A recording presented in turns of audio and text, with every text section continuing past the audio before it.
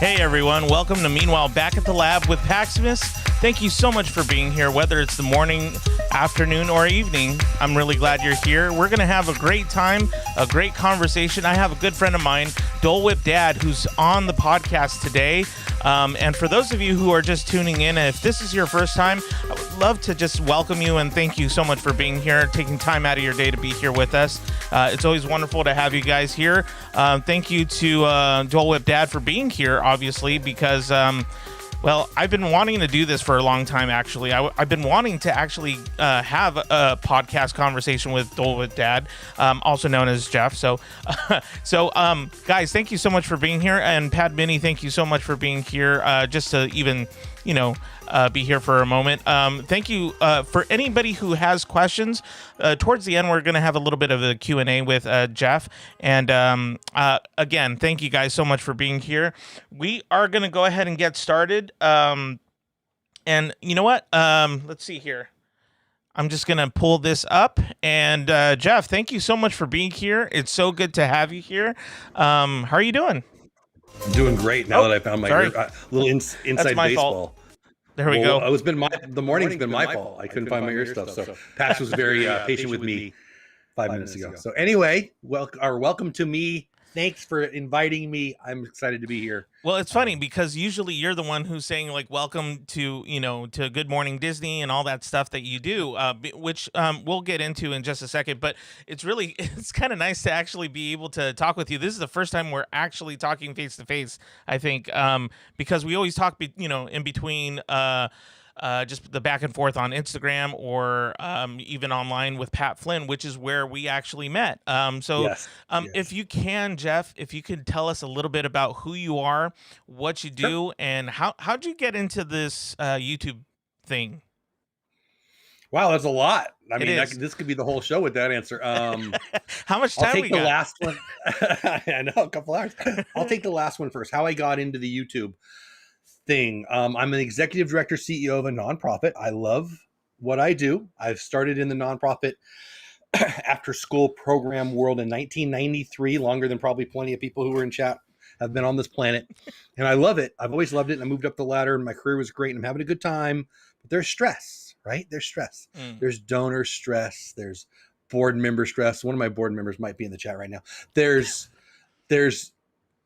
just stress. Yeah. And I needed an outlet to have some fun, talk about things that I'm passionate about. I'm very passionate about the nonprofit world. I'm very passionate about kids. There's plenty of things that I'm passionate about that I'm blessed enough to have a career within. Yeah. And that's beautiful, but you need to be able to turn it off sometimes too. Right. And there's somebody smarter than me once said, you need 3 hobbies, one that keeps you healthy, one that keeps you creative, and one that makes you money. And, I mean, I don't know how I'm doing on any of it, but I need to get on my Peloton more. That's for dang sure.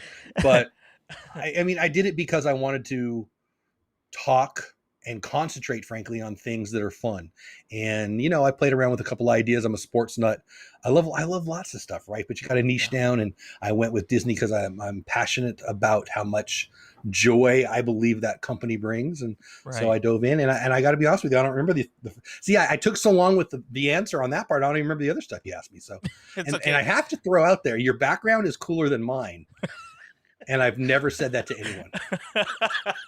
Hey, I feel honored. I really do, because I did this for you, really, because hey, Adventureland, Dole Whip Dad, there you go. It makes me want a Dole Whip. I mean, mine looks like all washed out and sad now. So I love it. New people, when they come to my channel, if they're new, one of the first things I sometimes hear, not always, is, I love your background. I'm going to, yours is better. Well, hey, Jeff, and actually we met through Pat Flynn. At the very beginning, when everything went down, right? Yeah. That was kind of the time where I was looking online to see, like, there must be an educational platform that I can kind of dive into. I was already starting to do that with Instagram and things like that, getting connected with other teachers, other Yeah. educators, and nonprofits and stuff like that. And then I come across Pat Flynn, and I don't even know how it happened, but I I turned it on and I was like, oh, this is interesting.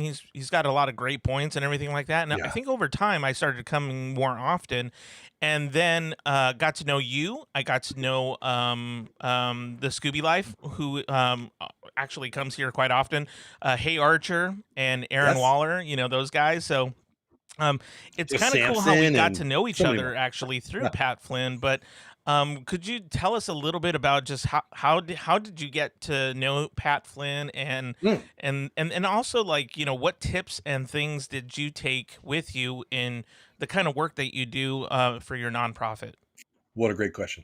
So I've been following Pat Flynn for years. I'm a fan of Mm, leadership. I'm a fan of coaches. mm-hmm. I read a lot, and often I'll be reading about like a great football coach or a great political leader or whatever. And I Yeah. think of, hey, Anna, got a bunch of my friends in chat. Hey, Sandy, welcome in, guys. I'm so glad to see you guys here. I love learning what leaders teach, and I love learning from how leaders teach. I don't know if that made any sense. Mm-hmm. And Mm-hmm. Pat, Okay.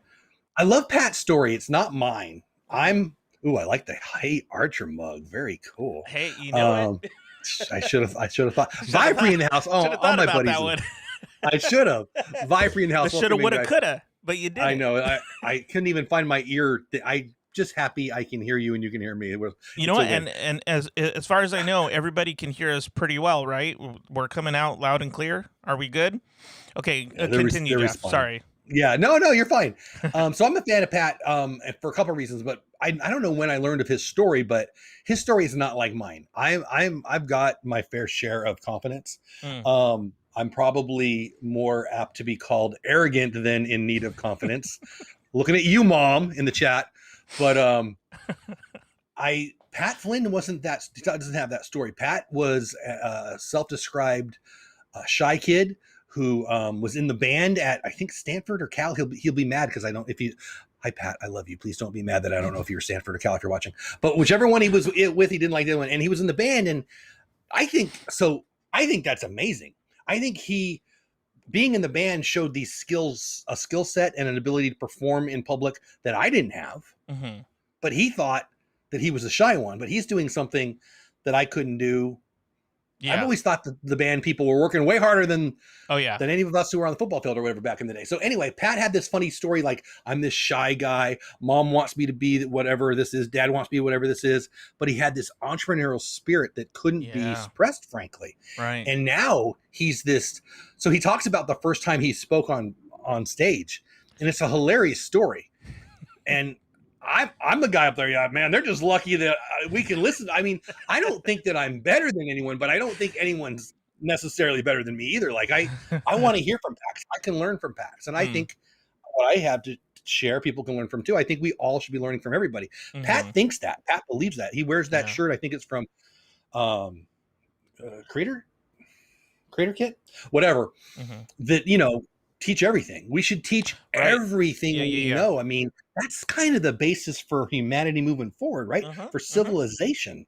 And Pat is just so plain spoken and frankly fun. He would call himself a nerd, I think.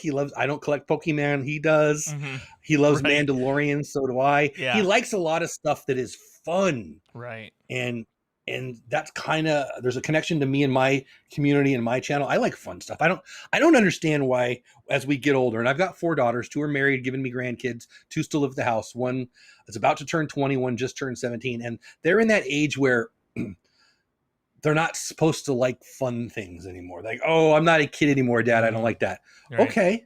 We're going to Disney in October. You want to go? Yeah.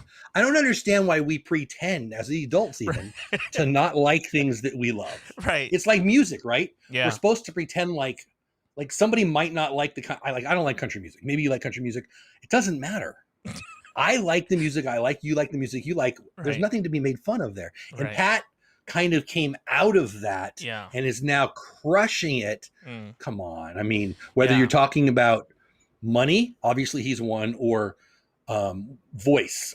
What I love about YouTube is it doesn't even level the playing field. It gives you an amplifying opportunity to get your message out, whether you want to be a putz and make people sad, or you want to be somebody who makes people laugh or smile or entertain or study with them. There's an opportunity to connect with like-minded people on this platform like no other platform in the history of man. And I mean that. Yeah. And Pat didn't even start on YouTube. Let's be real.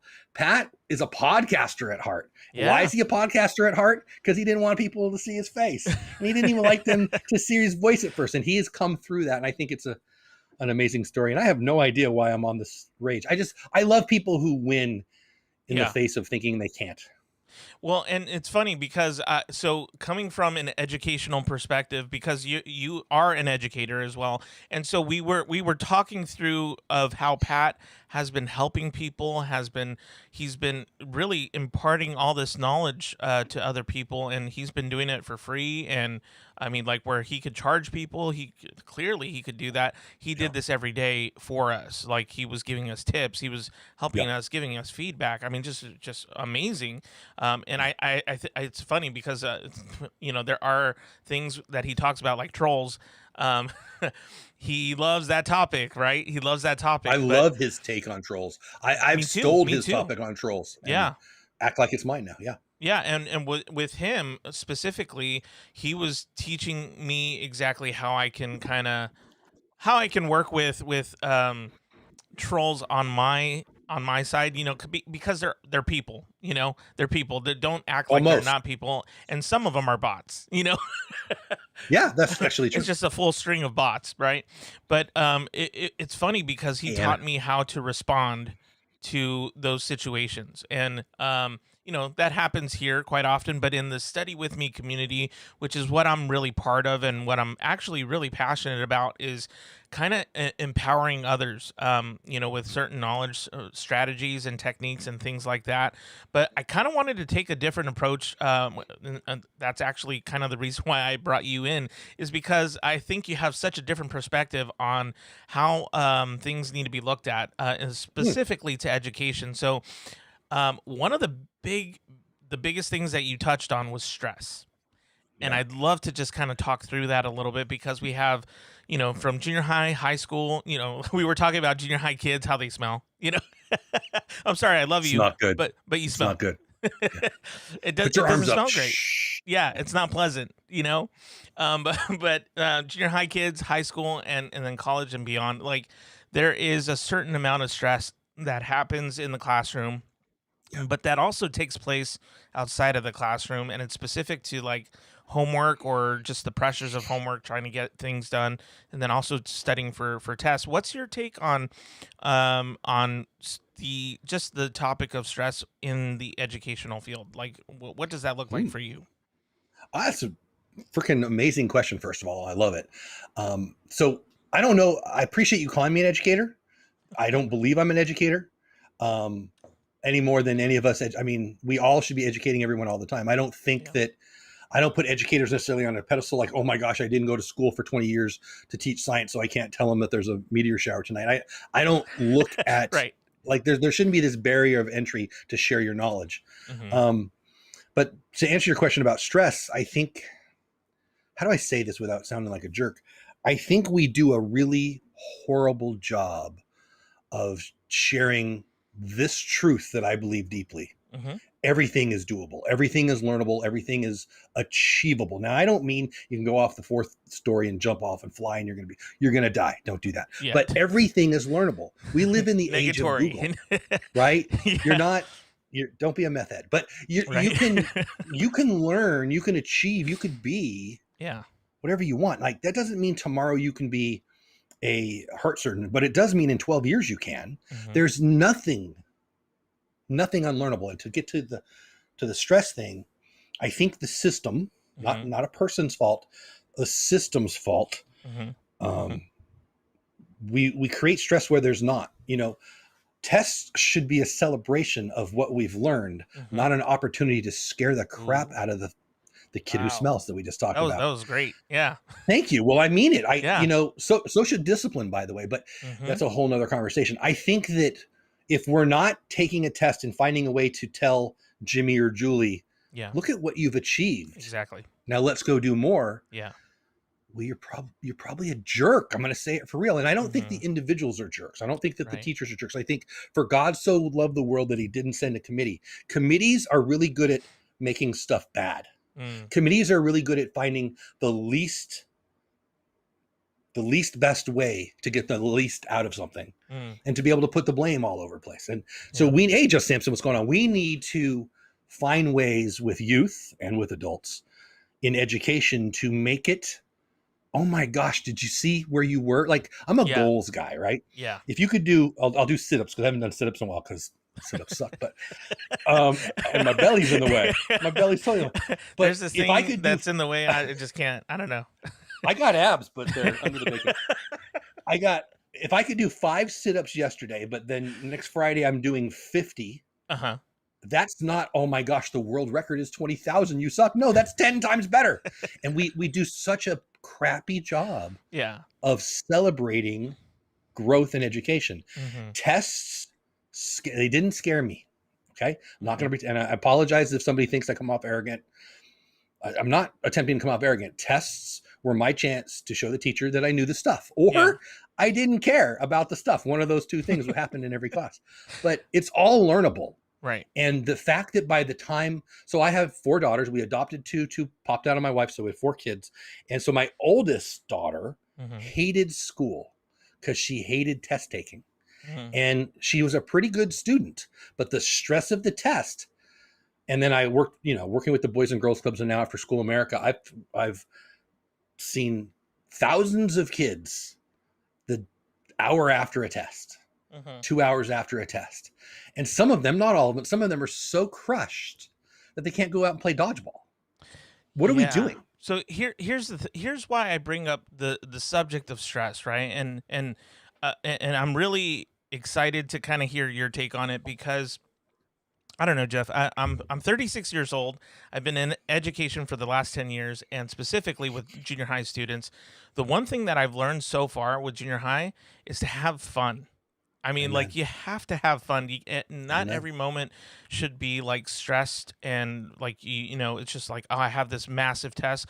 Like, there's a certain amount of stress that comes with the territory of learning and just growing. But I think too many people just freak out. They just literally freak out. So why was it easy for you, or what did you notice maybe in your observations of other people who were stressed out and you're like, but why are you stressed out? I don't know why you need to even stress out about homework or taking a test or something like that.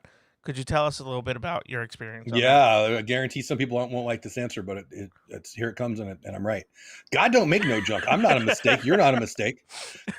There's nothing wrong with any of us.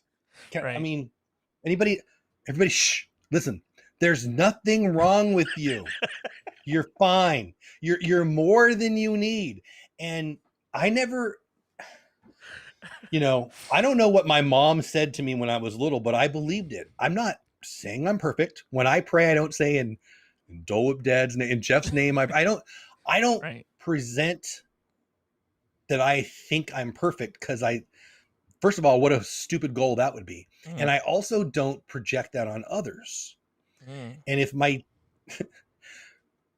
Paximus doesn't like me, I mean, I'd rather you like me. I want you to like, you're a nice guy. I like you. And I want you to like me, but you liking me or not liking me is none of my freaking business. And my ability to learn, I can learn. I mean, some teachers are great. Some teachers are horrible. Some information is hard to learn. Some is super. 4 + 4. Everybody's going to know it's 8, right? Everybody can get that. Everybody can get that. Why do so many kids say this out loud? Oh, I'm just no good at math. Why do they say that? Is their brain not as functioning as mine? Of course, I'm not saying that there's not smarter people and less smart people. I mean, there's levels of stuff, but it's smaller than we think. Like the smartest person you're ever going to meet isn't that much smarter than you, really. Like, maybe I watched a YouTube video, Sully. Oh yeah, the guy who, and it was amazing how I was up too late last night because I was fascinated by this guy and what a hero this guy was, and what an amazing he landed the plane in the Hudson 10, 12 years ago, whatever. Right. And I watched him, maybe a 12-minute recounting of what he went through, the stress of, and how he handled the stress. And he talked about a couple things. And the first comment afterwards that I read, the first comment that I saw was, I just heard from the smartest person I've ever listened to. And I get that. And that's a respectful thing to say. Yeah. But maybe not. Maybe you're just as smart. Maybe he's just more calm. And what he talked about with the stress is he said in the 12-minute thing that I watched last night, this is him speaking now, and I'm paraphrasing. I'm a well-read guy, so I know that, how does it say? I don't want to say it wrong. And I think I have the note here, so I can probably say it exactly right. Let me see here. I don't want to make you guys wait. He's well-read in is it neurosciences? I don't want to be wrong on that, whatever. But he knows what I know that most people will lie about. There's no such thing as multitasking. There's no such thing. And so in that moment, there's no such thing. And at 100 seconds of the flight, a bunch of geese hit. He didn't have much time to, I'll do this and I'll do that. He had to decide what is the most important thing. Right. And he had to do it right freaking then. Yeah. And he had 200 souls on, including his own, by the way. He probably wanted to go home to see his wife. That's probably a stressor, right? 200 other people, probably a stressor. Yeah. I don't have a place to land, probably a stressor. So he could go, or he could work the problem. And he was well trained. He was mature. Emotional intelligence is a thing. Emotional intelligence is a thing that most people ignore. And your ability, and I stress. Everybody stresses out. If there's a fire coming down the hill, it might be a stressful time, right? There's times that stress is appropriate, but people will stress out over nothing. And I would submit to everybody that the junior high girl or boys test in history class is not a stress-inducing event. It should be a celebration and or an opportunity to see what that person needs to move forward. Why is there stress? Why are we freaking out? And Mom, sorry, are you still here, Mom? I don't know. Mom was here earlier. I didn't care about my grades. Now, please don't hear I was this jerk who I cared. I wanted to have better grades than my classmates. I did. Because it was a competitive thing for me, but I wasn't going to go home crying if I got a B- or an F. And I don't know. Am I answering your question? I think we fake stress. We watch TV shows that are about stress. I mean, reality TV is the least realistic thing on the freaking planet. Exactly. Are you kidding me? The Kardashians, you're watching someone else stress for entertainment. Turn it off. Turn it off. I don't know if I'm answering your question at all. Oh, no, it's perfect. I'm having fun.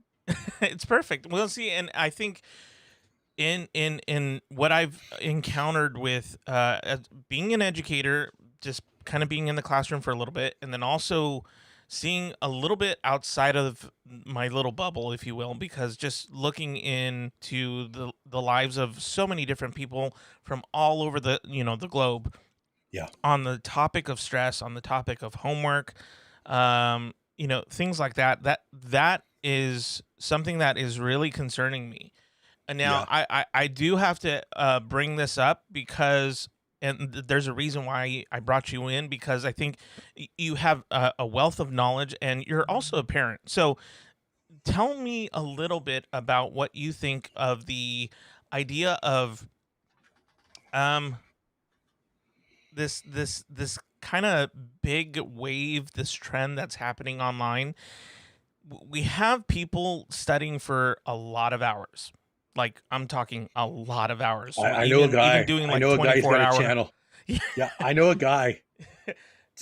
You study more in a week more than I did in my entire college career. Just gonna throw that out there. See, that's where I'm going with it, because here's the thing: is that when I was a kid, I never studied that much. I never studied that much.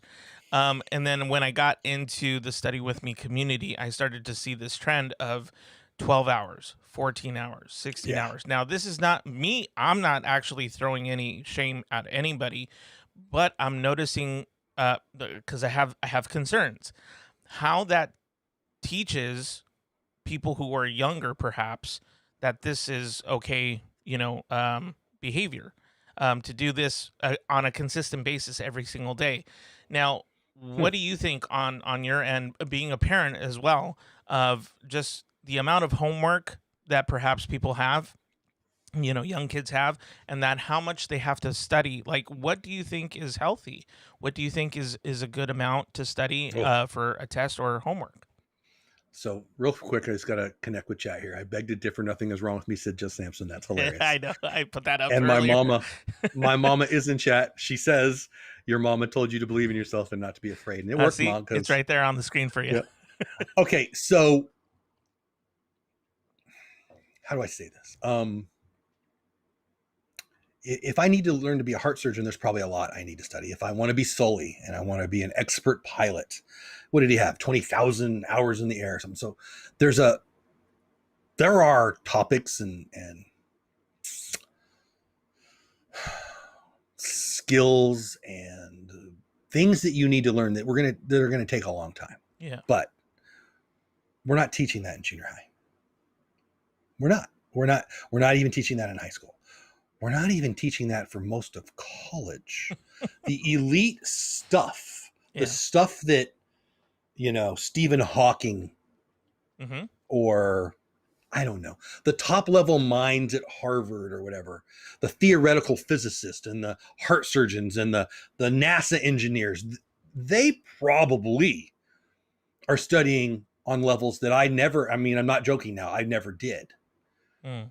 But if we're learning geography or, basic biology or, algebra 2, Mm-hmm. it doesn't take 12 hours.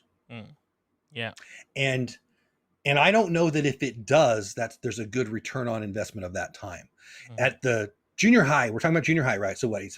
So 14, 13, 12, right? Yeah. They should be playing dodgeball at a higher time commitment than they are studying trigonometry, right? Mm-hmm. I'm not saying I hope they don't learn trigonometry someday. And I think that there's plenty of people that should. And I think I'm a fairly well-educated guy, but we're putting the emphasis on things, and I would challenge people to give me the why. Now, this is not me saying we shouldn't educate our kids. I think we should. I don't think it takes as long as we think. I think it's a lie.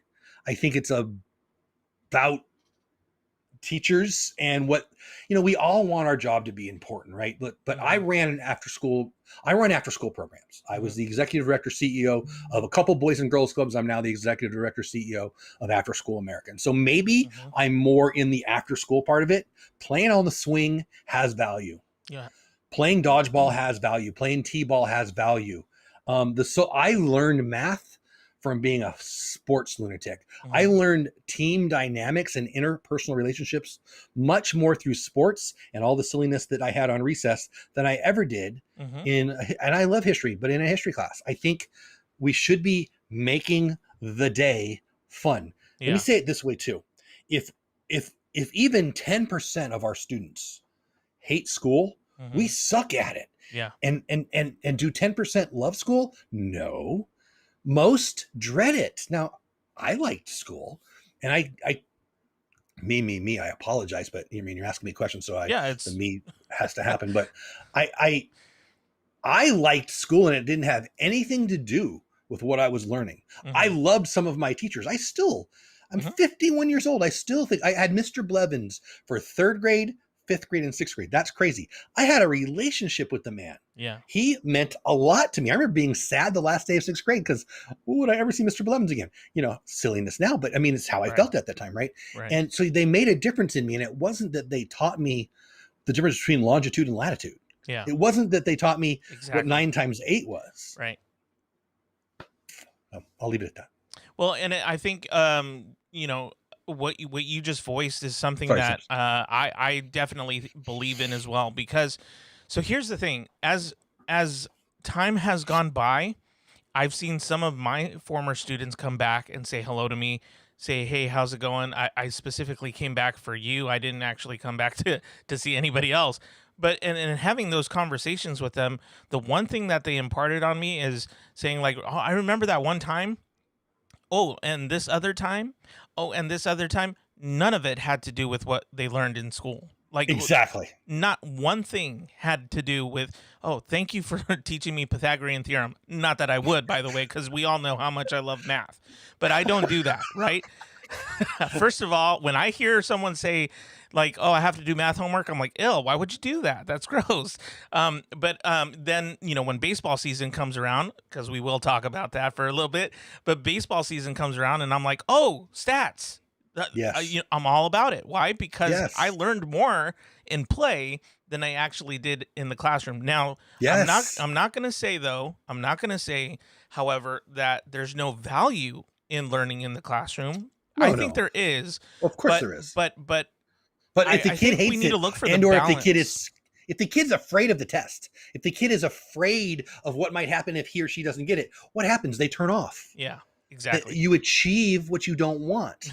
Exactly. Like, is the boy going to be quieter and more in line with paying attention to the teacher and not disrupting a class if he had sit for 6 hours previous, or if he was just in the previous hour running around on the playground? Yeah. Of course, boys especially. Yeah. Sorry, but of course he's going to be a better student in the classroom if he just been running around. By the way, in our work lives, do we know anybody who can sit longer than 20 minutes without needing to take Ritalin? No, we don't. But we expect the kids to sit there for 8 hours. Hey, you're going to sit on the bus for an hour, and then you're going to sit for 7 hours with a bunch of people that look like the Wicked Witch of the West half the time, and you're pretty sure they're mad at you, and you don't know why. And then you're going to sit on the bus for another hour, and then you're going to go home, and mom's tired and dad's tired, and don't turn on the Sega because you got 5 hours of homework. Go to bed. I've got to get to work tomorrow. What are we doing to our kids? Right. That's stupid. Well, and if you want kids to learn, you have to make it fun. We're making stress freaks. That's what we're creating. Yes, stress freaks. And then for entertainment, they watch the Kardashians. Kill me. I love where this is going. It's always going back to the Kardashians because they're, it's unfortunate, but they've become somehow, some way, like the role models. And I don't know why. For what? I'd like to know. Well, that's the thing. It's like in current trends, that's the problem, right? Is that it's all about the trend. It's all about, looking at that. But okay, I digress. We'll go away from that for a second. And I apologize, Scotty. I'll start making fun of Dancing with the Stars or something. I don't know. Well, we got time for that. So just here's the thing: in the Study With Me community, we've been, you've seen my channel, of course, a couple of times, and I try the best I can to make it enjoyable, not only for them but for me. Like learning should be fun. You had a Jedi. No, you had a Star Wars. Yeah. It was a Star Wars X-wing fighter. I loved it. Yeah, and that's kind of the whole thing. Is that everybody's like, well, hey Annie, aren't we here to study? I'm like, yeah, I'm studying, and they're like, yeah, but you have this whole Star Wars thing. I was like, yeah, it's okay to have fun while you're studying. Why would you do it if it wasn't fun? Yeah, why would you do that? Why would you do that? But what have we done to that person who thought, well, I'm supposed to not enjoy this? Let's go. Well, and here's the thing, Jeff, like, and maybe I don't know. I'd love to hear your take on it, because in the time that I've actually gotten to know more people outside of the United States, okay, this is more of a bigger scope, if you will, but there's a lot of students who have told me that they get a lot of pressure from, and statistics also kind of prove this true. Not only do they get stress from parents, but they get stress from friends, just peer pressure, or teachers. But most of the time, they put it on themselves. And it's very interesting because I wonder where they learn that behavior from. And I want to kind of navigate through this a little bit with you on where does it come from? Like, why are our kids so stressed out? Is it because of the homework? Is it because of the parents? Is it because of teachers? Like, where do you see it? So it's learned behavior for certain. It is not natural. Kids want to play. Kids want to have fun. When my granddaughters or grandson are over here, first thing they want to do, they see us and they smile, because they know at grandma and grandpa's house they're having fun. Right. Now, I'm not saying you shouldn't have chores and you shouldn't do your homework and you shouldn't learn, but if you do that in a fun environment, they want to do it. What's the return on investment for a 14-year-old to learn the difference between longitude and latitude. There's zero. There's none. Right. There's none. Right. Can you make it fun? If you can't, go work at Arby's, man. It's got to be fun. That's, again, I apologize if I'm too blunt, not really, but for anybody who's like, oh, what is your, I think that the teacher's job is supposed to be to make learning fun. I'm going to say that again. You're supposed to make learning fun because frankly, Google's a thing. Khan Academy's a thing. There's plenty of resources out there that can teach you the Pythagorean theorem. Right. What you need is leaders to inspire. If the mission is not to inspire others to want to be their best selves, what are we doing? Right. Let me ask you, Pax, is a comfortable student who takes a test more likely to do good, or one who's very, very prepared but stressed out? Well, I was definitely not stressed out. I wouldn't want that road for anybody. No one reacts well when they're stressed. If you know 100% of the course material and you're very stressed out, and I know 90% of the course material and I'm loose, who's going to do better? For me, it's a sports analogy. Yeah. I might be able to hit a line drive in batting practice, but if I'm stressed out because the girlfriend's in the stands or the coach is over there or whatever, it doesn't really matter how I'm going to tighten up. And again, what are we doing? If learning is if the kiddo doesn't see the inherent advantage to having the information, to having the education, then we've already lost. Yeah. I'm here as a teacher. I'm here to help you, student A, student B, not to judge you. It's my job to help you be the best you can be. And frankly, it's none of my business. I don't like, that's the other thing about when there's extra credit and take, what are you doing? What are you doing? That is about a score, which is an like, do you remember your grades?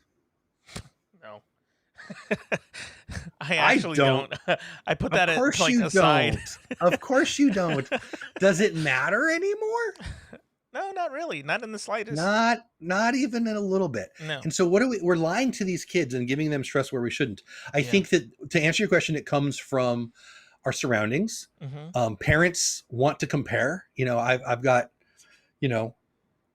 two granddaughters who are about one, and they go to the doctor, and my daughter will come over and she'll say, well, they're in the 94th percentile. I'm like, of what? Who cares? Well, how tall they are or how much they weigh. Wow. Like they weigh 7. Like, what are we doing? Who cares? And I get it. It's about, everybody wants them to, everybody's going to grow just fine. I mean, okay, I guess we're going to worry about the worst thing. And maybe the stress of TV and the stress of parents and the stress of teachers is the right answer. But all of it is the stress of society. All of it is we're teaching it wrong. In my hey, Gonzo, how you doing, buddy? In my never so humble opinion, we're putting stress where there is none because we don't know any different. The idea that, come on, relax, it's not that big of a deal, isn't a punchline. It's a truth. Right. Yeah. In my opinion. Well, and so here's kind of where I want to also kind of get your take on it. Because you said you didn't really care about like school as much, I loved school. I cared about school. They didn't have the power to make me have a bad day. And come on, let's be real. I was a kid. You made me go to summer school. I had to go to summer school one year. There was stress. They had, so I don't want to be a hypocrite here, but I should have cared less. Oh no, did I say that? I should have. Not in that I didn't want to learn. The judgment, like, what are we doing? We're teaching our little people to be little machines that are worried about how everybody's judging us. What are we doing? Yeah. I don't know. No, and so here's the thing, like with the whole study habits and study techniques and strategies. As a parent, what have you noticed with your kids, and what works and what doesn't work? I'm kind of curious to know what you think on that. So restate the question. You want me to specific? It's more specific to like study techniques and study habits. Okay. Like what do you think is a good healthy amount of Okay. study? Yeah. So less than people are giving. So people aren't going to like my answer to this either, but let me go back a little bit. Mhm. Everybody learns a little differently, but we don't learn that much differently. Like, you're not a visual learner just because you say you're a visual learner. Right. People who say they're a visual learner are usually, well, I didn't get it and it's your fault, not mine. You know, at some point, the kiddo's got to take responsibility in how they're going to learn. So I learned math because I love football. Let me explain. Mhm. Touchdowns were worth 7. We didn't kick an extra point because who wants to be a kicker, right? So we learned touchdowns by 7. So I learned to go 7, 14, 21, 28, 35, 42, 49, 56, blah, blah, blah, blah, blah. And I could do it all the way to 20 because we played long football games. Right. And then I learned that I could do math. At a young age, I could do multiples of 1, 2, 5, and 7. Isn't that weird? I'm talking about it at a pretty young age. And Yeah. I thought, well, I'll be ahead of the game if I can do 3, 4, 6, 8, 9. And I learned all the way up to 15. And when I was a parent, my wife taught me that's called skip counting. My daughter, Brittany, I've got a great video of her. She's grumpy and she's in a little Disney princess suit and she's 4, 8, 12, 16, 20, 20. Somebody said it to music. And we still, when we want to piss her off, we'll sing that song because she hated it, but it's a very cute video. But I didn't know I was skip counting. I was counting touchdowns, right? Right. And it was fun for me. Then I also love baseball. Batting averages are division, people. I don't know what to tell you. 3 decimals, 3 deep, right? Yeah. Oh, I can't do math. Well, what was your batting average? Oh, it's 256. Well, how'd you do that? Well, yes, you know how to do math. You just had fun with it, Right. And I think that so Brittany, who I'm talking about, she's no longer, but she has been a public school teacher. She was a public school teacher for 5 years, I think. I don't want to lie. She's not anymore. She's got another job. She just left. A lot of teachers are leaving. A lot of teachers are leaving. Yeah. She's one of them. She just left. She's in a new industry now, but she'd been teaching since she got out of college, 5, 6 years, whatever it is. Mhm. And she was our worst student for a while of our kids. Yeah. And it was 100% stress born. It was 100%. She knew the material, but she was so worried about disappointing the teacher, disappointing us.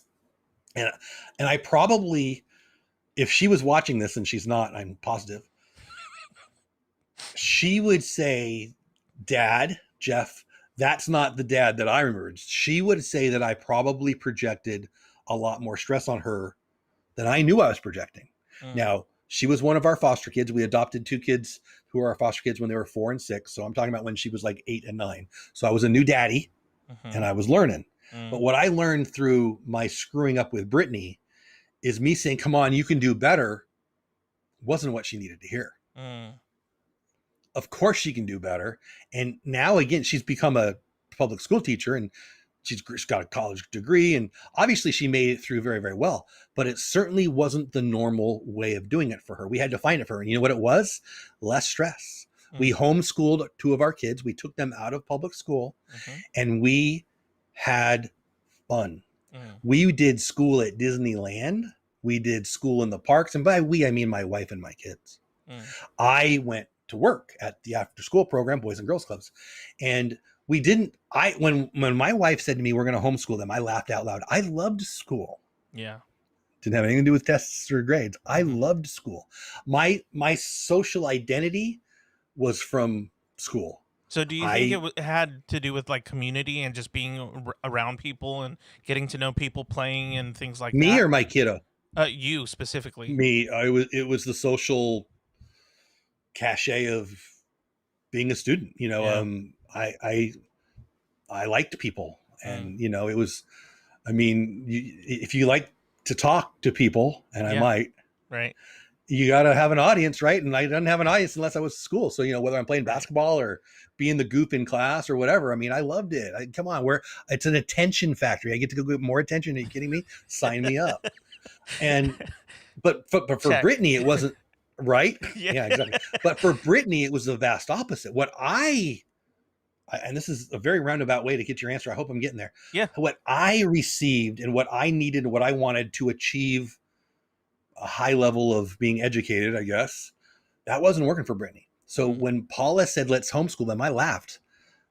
Sweetie, this is going to be too hard for you. In a year, you're going to send them back. You're going to see how hard it is. And the kids are going to be behind a year, but I'll go to work. You do your thing. It was the best thing we ever did for them, especially Brittany, because she needed to learn in a less stressful environment.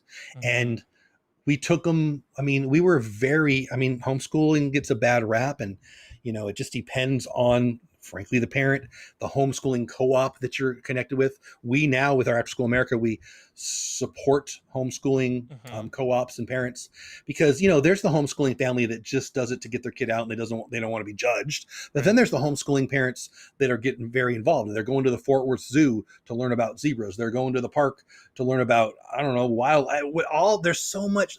The planet, your world should be your classroom. And I'm not saying you can't learn in a classroom setting, but Brittany needed less stress. The function of test taking was crushing her spirit. The amount she was learning was being lessened because of the social anxiety and the test taking, and frankly, some bad teachers. There were some good teachers, but there were some bad teachers. And just like a coach, a great coach is going to make you love the sport. Right. A bad coach is going to make you hate the sport. Notice that I didn't say they're going to teach you how to hit the ball or throw the ball. Yeah, that's true. Yeah, and for those of you who are watching and tuning in, thank you so much for doing that. I really appreciate you guys being here. If you have a question for Jeff, we're going to take a few questions. While you're kind of thinking on some of those questions, specifically, I want to talk with you, Jeff, about your love for Disneyland, because you have a passion for it, and I definitely want to get into that because of coming from a fun perspective, if I may, like, test taking and homework and stuff like that. There has to be a balance, of course, but being able to do something that you're passionate about and fun about. When did you kind of get into the whole Disneyland thing? And just tell us a little bit about that story. Well, our family has always been a Disney family. My grandfather, so Disneyland opened in 1955, and in 54 and 55, my grandpa worked for Disney at Disneyland. He painted part of Main Street USA and the hippos and the Jungle Cruise and some other things. He was a painter and a handyman who got checks signed by Walt Disney. I wish he wouldn't have cashed them. They'd be worth a lot more now. But so we were a Disney family before I was even a person. And so mom and dad took us a lot when we were kids. We lived in LA for a while, and then when I hit kindergarten age, we moved down to San Diego, but we still went a lot. And I have lifelong memories of it. It's just fun. As an adult, I've only learned to love it more. I love the business of it. I love the movies. I love the parks. I love the vacation opportunities. I think it's a great value for your dollar. And it's, again, I love a lot of stuff. I love sports. I love science. I love YouTube. I love leadership. There's lots of things I love. But the Disney niche in YouTube, again, as I mentioned earlier in the show, if you're just getting here, I'll state it real quick. I needed an outlet to decompress. I needed to de-stress. Yeah. And I wanted to be able to connect with like-minded people. Why do we talk sports? I'm a sports nut. Why do we talk sports? Because we want to talk about stuff that doesn't matter for a while that we love. I mean, when people make fun of people cheering for their team, I just look at a sad person. I mean, life is fun. Yeah. People ask about, these big questions, like it's really hard to know what the meaning of life is. It's not. It's easy. You're supposed to have fun and help others. Sorry. Everybody already knows that, by the way. Right. We all pretend that we don't know the meaning of life. You're supposed to have a good time and help others do the same. What's hard about that? That's the meaning of life, people. It's easy. And I think that Disney isn't perfect. Like, right. You can find fault in anything. And, I've had people who go to my church who can't believe that I like Disney because they did this. And I'm like, I'm mad at baseball right now. I'm mad at baseball. I love baseball. Yeah. I was mad at football last year. Yeah. I'm still mad at basketball. I mean, there are people who are dumb in leadership. Yeah. And when I say they're dumb, that means they disagree with my opinion, right? Like, they just disagree, right? Disney will do things that I don't like. Major League Baseball will do things I don't like. It doesn't mean I'm going to, you can't steal my love for baseball, right? Just because you did something that I think is dumb and so my love for Disney has been forever. It's like, when did you like to start to like food? I mean, I've always liked it. It's fun. I like animation. I think it's a great storytelling tool.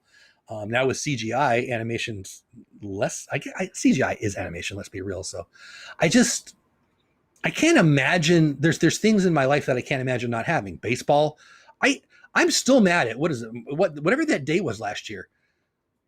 Baseball got shut down and Disney parks got shut down on the same day. That's like the Oh, that's right. worst day I don't even ever. remember the day though. I used to know it. I'm happy that I don't anymore, but Well, because it's something that I just want to forget. exactly. Yeah. But so you know what, and for your perspective, I was just really I wanted to dive into those questions specifically because I think it's just my perspective also on the idea of studying and homework and thing. It all comes down to just having a balance, I think. Honestly, it's just learning how to have a balance in life. But you know, we have to be able to teach life skills in our schools. I almost feel like that's where we're getting further and further away from life skills. I don't know about you, but Nobody taught me how to balance my checkbook. Nobody taught me how to do laundry. Nobody, if mom didn't teach it to me, I didn't know it in the life skills world. And, mom taught me most of the stuff. So lucky me. But as somebody who's worked with kids and parents since 1993, really before that, if you count my coaching career, I have evidence that demands a verdict that not every kid has a great home life. Not every kid is well loved, supported. And, as somebody who's been blessed to have relationships with kids for a long, long, long time, we need more adults who care about the kid, not the test score. And Right. Please don't hear me saying I don't think test scoring matters. I hate the argument that tests don't matter. It's actually an argument for teachers not to have to do a good job. I deeply believe in test scores matter, but we're doing it wrong. We're putting, I know you pretty well, Pax, but I don't know you that well. But if I had to coach you to do something and I was going to receive joy, pay, whatever, I receive something dependent on your performance. Would I want you feeling confident and stress-free or really well prepared but stressed out? I mean, it's almost like Right. coaching for dummies sometimes. Yeah. And I hope I'm not coming off as attacking all teachers. There's a vast number of people who are brilliant teachers. Some of my favorite people on the planet. When I pray, and I do, when I thank God for all the awesomeness, I always try to remember to thank you for all the people who are in my life that poured into me. And I probably do that because that's something that I want to do to people. But let's just get selfish for a minute. If Paximus's score on the Algebra 2 test matters to my life, and it should because I should care about Pax, I want him to feel confident and prepared, not stressed out and overwhelmed. So what are you going to give us? 14 hours of homework? You're going to send the kid home after they sat on the bus for an hour. They sat in the room for 6 to 8 hours. They sat on the bus for an hour. Then they're going to go home to a family that you probably already know is probably not as calm as what you're going home to. And you're going to give them more work to do? The answer to the question on how much homework they should have is none. They should study. They should learn how to learn. We should teach them study skills. Yes. And share with them the incentives on why you need. Come on. When the kid in junior high says, why do I need to know the Pythagorean theorem? We never answer it. You know why we never answer it? Because he doesn't need to know it. Right? Right? Come on.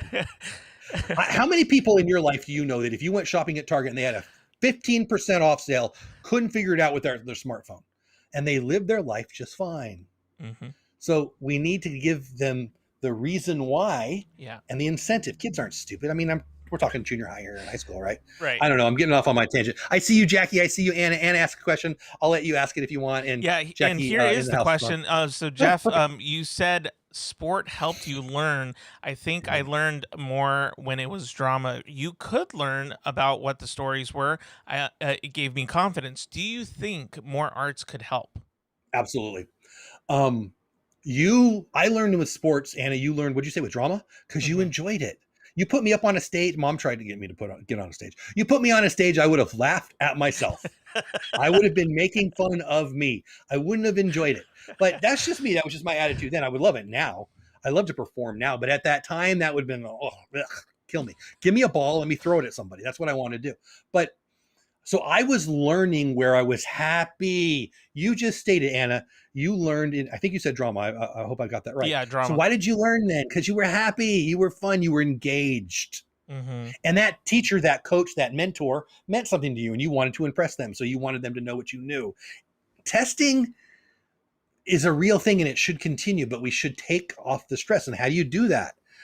Come on. Like, I don't even think the kids need to know the grade. I think this, I'd have to think this through a little bit, but it's really not on them. Like if they're just learning, we're teaching them how to learn and we're presenting the course material, maybe the test score should be the teacher's score. And maybe the teacher should figure out a way to get Johnny to understand that, you know, Brazil's that big country down there or whatever that, you know, whatever. Right. I mean, we take it off the professionals, the adults, and we place it on. I remember there's a kid, his name was Hector. I don't know his last, Alvarez. I think his last name was Alvarez.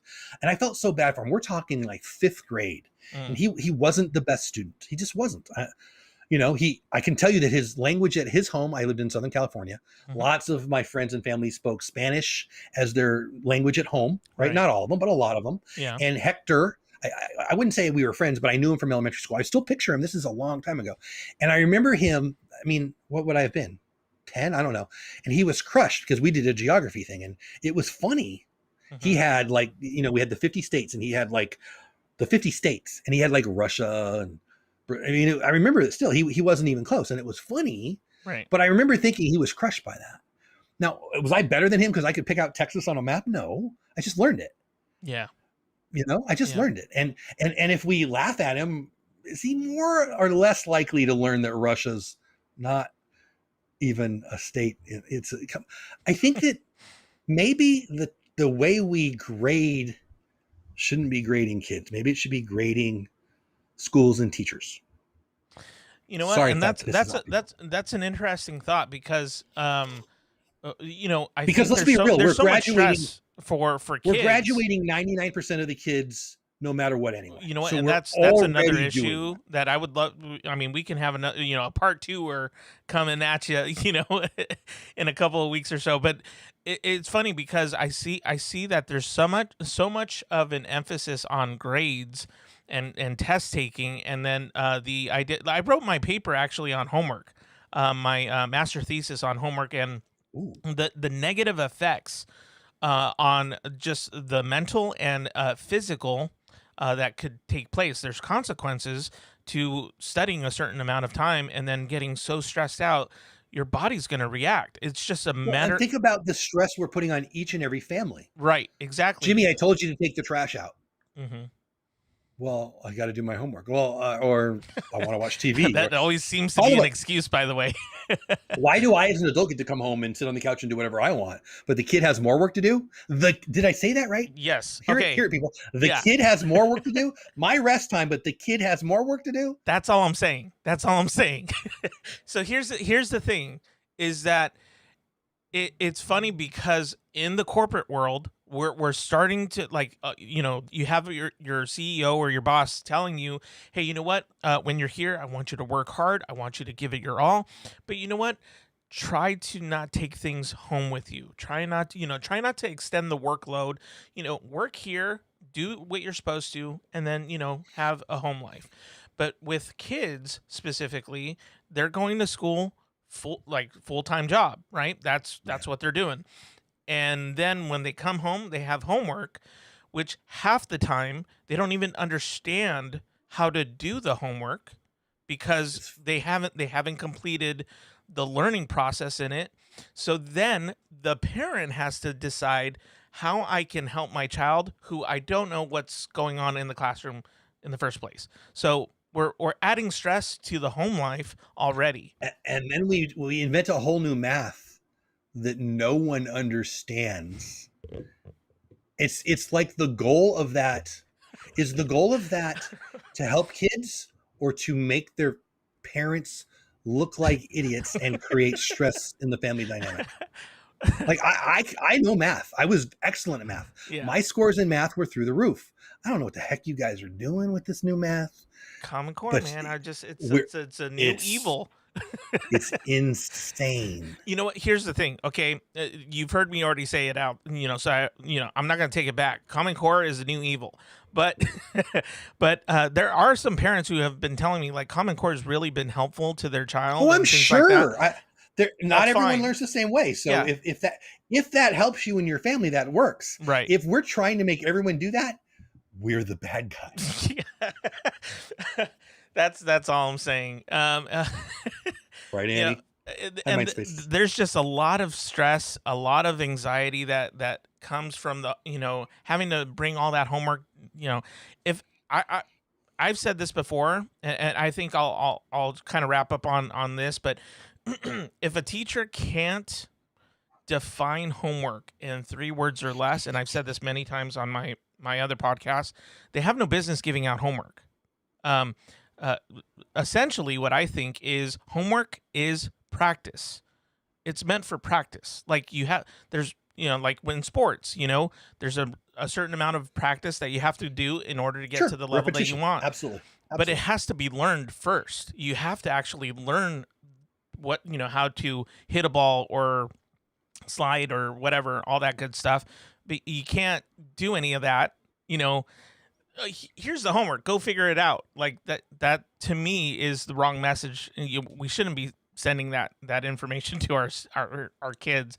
Well, I don't know. And also we do such a poor job with even the diversity of what we teach. So, I'm 51. When I was 6, we had the basic classes that we're still teaching now in 2021. So we've not really changed the classes. I love science. When I started to learn science, when I left the public school system, I didn't learn astronomy in the public school system. I didn't learn geology. I didn't even know I liked geology. Mm-hmm. Most people don't know what the difference between geology and geography is. I've got a son-in-law who I love very much, who is a teacher at junior high right now. And we were talking about astrology. I'm not picking on him. I love this guy. Yeah. We were talking about astrology, and he was talking about astronomy.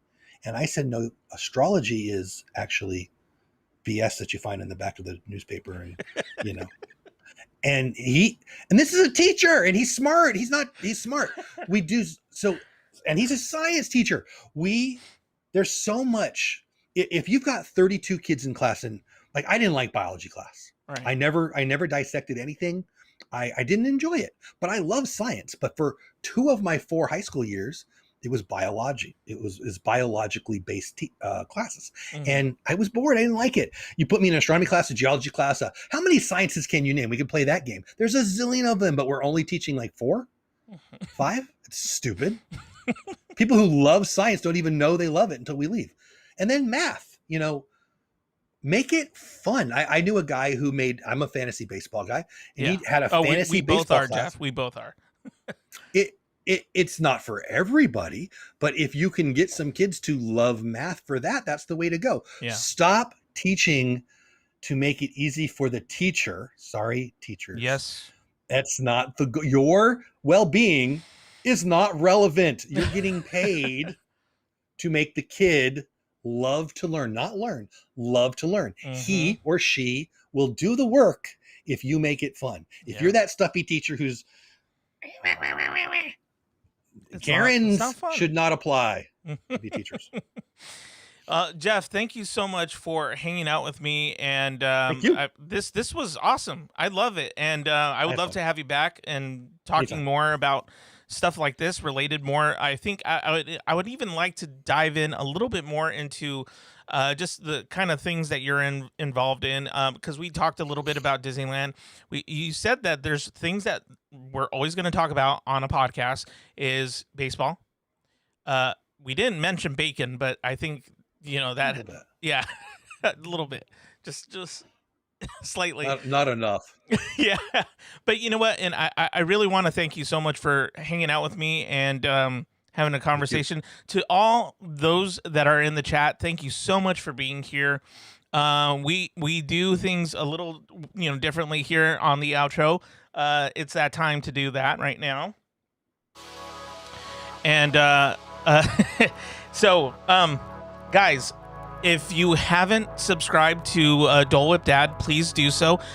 Jeff, how can they find you? Dole Whip Dad here on YouTube. Paula and Jeff is our new vlogging channel. I got a couple channels, but just go to Dole with Dad. You can go to dolewithdad.com, or you can go to Dole with Dad here on YouTube. And if I haven't pissed you off, this is right. That's right. And by the way, all your information, all of Dole Whip Dad's information is in the description below. I actually did remember just now that I included that when I made the thumbnail. But hey guys, thank you so much for being here. If you haven't done so already, I would love for you to hit the like and subscribe. And I do study habits, study techniques. If you need to get productive, things like that, always feel free to hang out here. But in the meantime, remember, be kind and rewind. Have a good one. Hadouken!